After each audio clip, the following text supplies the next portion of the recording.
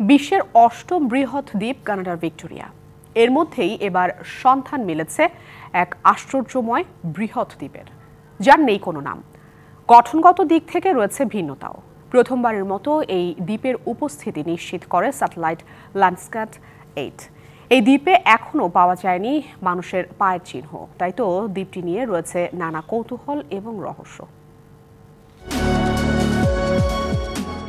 একটি দ্বীপ, তার মধ্যে একটি লেক, যার মধ্যে রয়েছে আরেকটি ছোট দ্বীপ।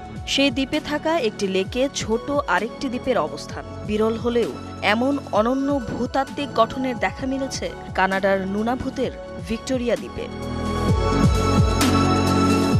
প্রথমবারের মতো এ দ্বীপের উপস্থিতি নিশ্চিত করে স্যাটেলাইট ল্যান্ডস্যাট 8। অপারেশন ল্যান্ড ইমেজারের মাধ্যমে উঠে আসে এর নানা চিত্র।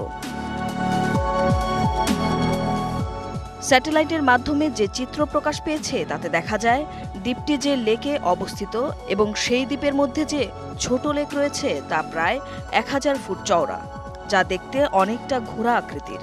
যদিও এই লেকের নাম কি তা এখনও জানা যায়নি। শিয়া বাটার ও ভিটামিন ই সমৃদ্ধ lily glam beauty soap. Lily, always beautiful.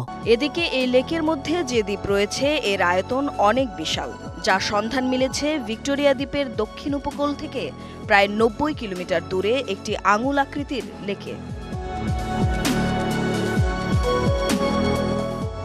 Victoria দ্বীপটি তার বিশালতার কারণে জায়গা পেয়েছে গিনেস ওয়ার্ল্ড রেকর্ডসেও। দ্বীপটি কানাডিয়ান আর্কটিক দ্বীপপুঞ্জের একটি অংশ, যা কিটলাইনেক নামেও পরিচিত।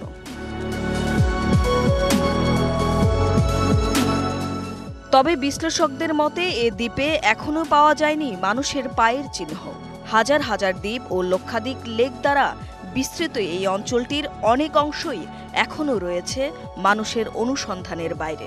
রয়েছে এ নিয়ে কৌতূহল, অজানা রহস্য। Tumpa Tarafdar, DBC news desk.